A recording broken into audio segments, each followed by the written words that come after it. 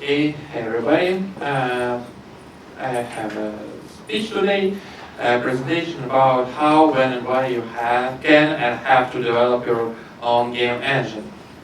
Let's start with the introduction. My name is Aleksei. I'm a senior programmer at Overall Industries.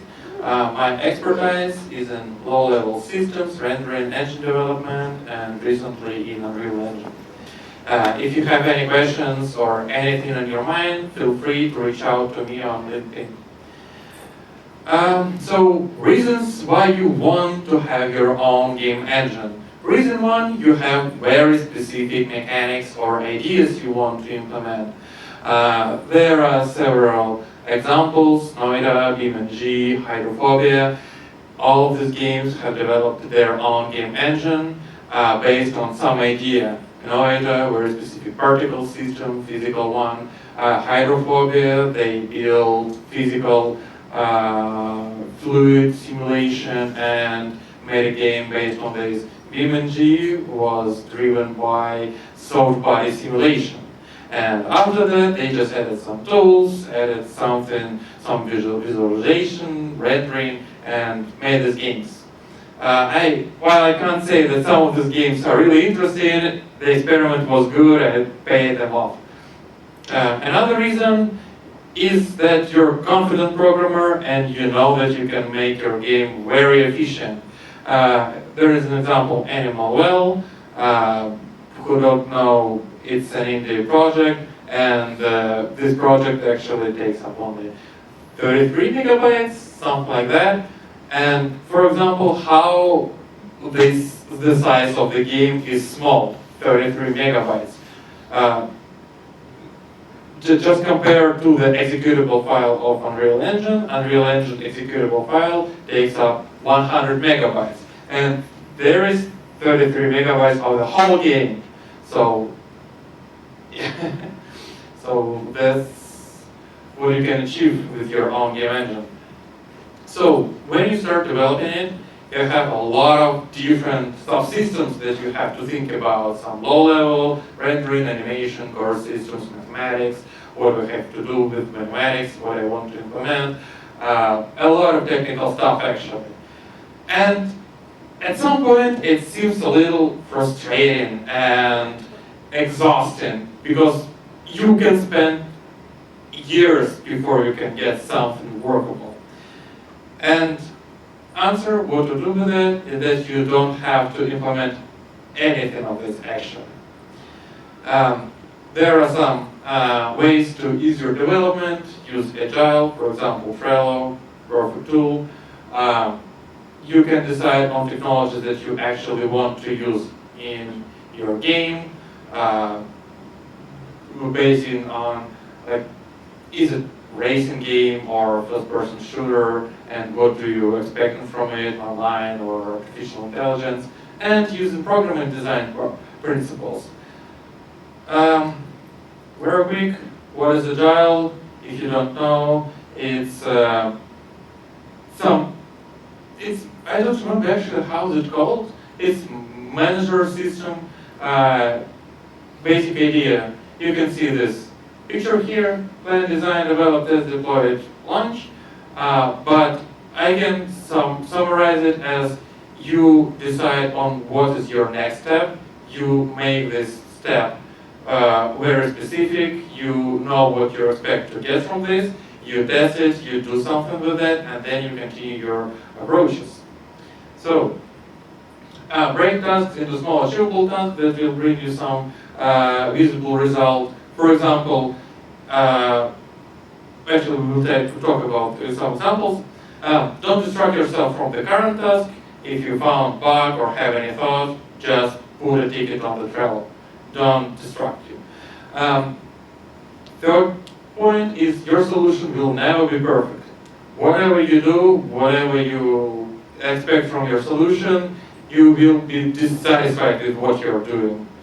Just leave it at that. It's always will be bad. And modifying systems is almost always easier than creating and integrating a new one. That's what we're talking about here. Just do something, you can modify it later. So, example. you want to implement script system. Ideally, it would be something like Blueprint-like or Roblox-like script system.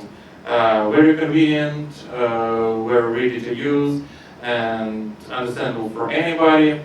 But minimum requirement is to move game logic to the independent script layer. So you will unpair your script system, your game logic, and engine logic. That's what we're looking for. So minimum achievable goal, let's say, use small wall scripts to script something, at least some superficial logic, physics, or anything like that. Possible technologies, Sol 2, it's a third-party library on GitHub that you can download and use to parse raw script and execute them. How the process can look like. I want to be able to hot reload my scripts. I mean, you press some button, it's reloaded, your logic is already applied. What you have to do? Create a ticket. Don't distract yourself. I want to parse the custom data types automatically without entering them in the engine code. Great idea. Create a ticket. Don't distract yourself. Well, I'm almost done, but I don't think that law is good for me. That's a good thought. Still, you have to finish this and create a ticket to think about that later. I found a small bug. Great, fix it. Well, this small bug requires me to rework my current system. That's a distraction. Create a ticket. How to decide on technologies? Pretty simple. First of all, don't hesitate to use third-party library because you still have to develop your own upper layer of the logic to separate some lower system with the upper system and with your game logic. Choose minimum functionality. For example, I'm thinking on importing some geometry from Blender, Maya, Max. Just choose one data type. FBX files works fine. You have libraries that you can use to import this geometry, and FBX actually is supported by every tool nowadays, so just start with that. You can always change it later. And your best milestone is your game. Decide on the game you're working on and move towards it. Example, genre, racing, engine systems that we are looking forward to implement are rendering, audio, UI, physics, because basically we don't need anything. We don't even need artificial intelligence. It can be something, game about arcade systems and just trying to solve some puzzles or anything like that. So there are just 4 systems that we're actually looking forward to get in our engine. Rendering can be implemented using BGFX, which is just a framework that really simplifies your rendering implementation. Audio, FMod, device, you just name it. UI, again, in UI, again, name it. Any technology will work here. And physics, Newton's laws of motion, just simply gravitation and simple collisions. Again, you're moving towards it, you implement it, then you can modify it. Okay, I don't like the physics, modify it. Okay, I don't like actually rendering, modify it. Okay, I don't like ImGUI because its basic implementation is awful. You can do that. At least now you have already some game, some logic. It's easier to modify it.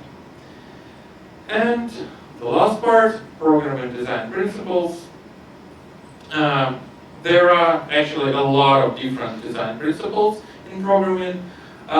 These 3 actually the most useful here. Keys, keep it simple, stupid, dry, don't repeat yourself, and top-down. These are just things that actually simplifies your development and what we were talking about here about modifying systems. If you apply all these principles, later you can modify all your engine really easily. So keys and dry, basically it's about the same, so that's why it's on the one slide here. Idea is to put more complex logic in functions. If you cannot make your code readable. Just name the function, explaining what is happening here, or put a lot of comment and leave it as it is.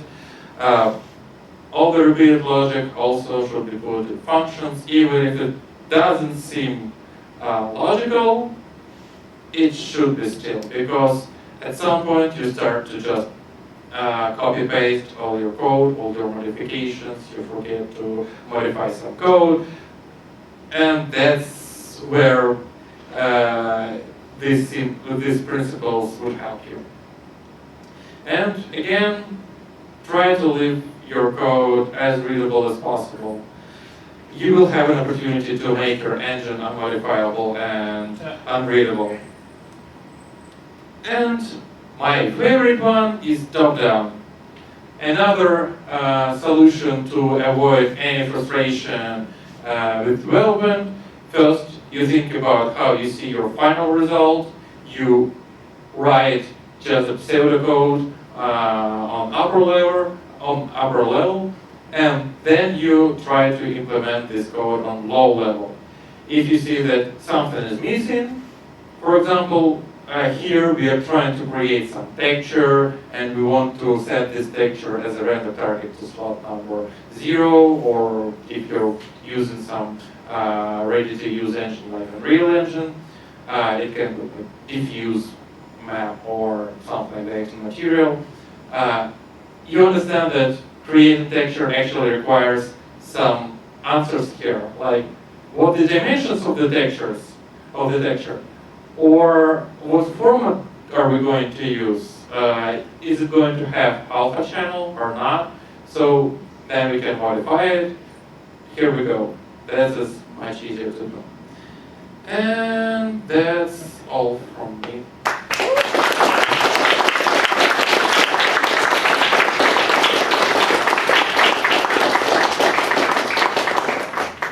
Now I can answer questions if you have any. Yep. So, I guess the questions I want to ask are first, how hard is it to make an engine in Java? So, I repeat the question, how is it difficult to make an engine in Java? Yeah, and what languages do you recommend? So, if you don't have really long-term plans, you can develop engine in actually any programming language. There is no turnovers. The problem with deciding on C++ or Java or Rust, first problem is how many third-party libraries are there supported for the game dev. Solutions like Sol2 is supported on the C++. I'm not even sure if there is any Java libraries for Lua scripts. I'm not sure, probably they exist. And also you have to remember that on deciding C++ or more modern programming language, you will solve the same problems but from different sides. For example, on C++ you're trying to implement some memory allocator, memory manager, because C++ doesn't have one. In Java you implement a memory manager because Java has the one. And you're trying to, in C++, you're trying to speed up your memory allocations and avoid any memory corruptions. In Java, you're trying to avoid this built-in memory allocator, memory manager to be activated. So you're trying to solve the same problem, so it's not really a problem. Again, the only problem is that for example, if you decide to develop your game and engine on PlayStation or any console, you will miss some problems because they are aimed at C++, and all the libraries and SDK are written in C++. Perfect. Yep. Have you used generated code or create code generators to assist you in your building out the engine features? So auto-generate headers or other files? So There are a lot of things that can happen with auto-generated code. Are we talking about something using artificial intelligence or just the parser like an Unreal Engine with microprocess or? I think AI would be a different question. So just Okay. writing a generator that when you make a class, it then auto-generates some helper functions for you based on the name of the functions that you put in. Okay, so I didn't use the one for some reasons, but so I'm not the biggest fan. I will be honest, I'm not the biggest fan of all this auto generation. It actually had a lot of problems and mistakes that can happen. So, but it's actually it depends on you if you want to use that. It's actually good practice. So.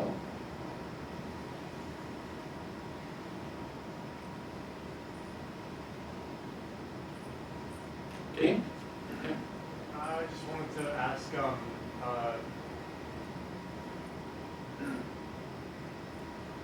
have you been working on your own engine on your own time?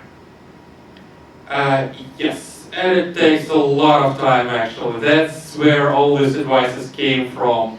It's really difficult. Tell us about it. Well, my current task is to implement RHI render hardware interface to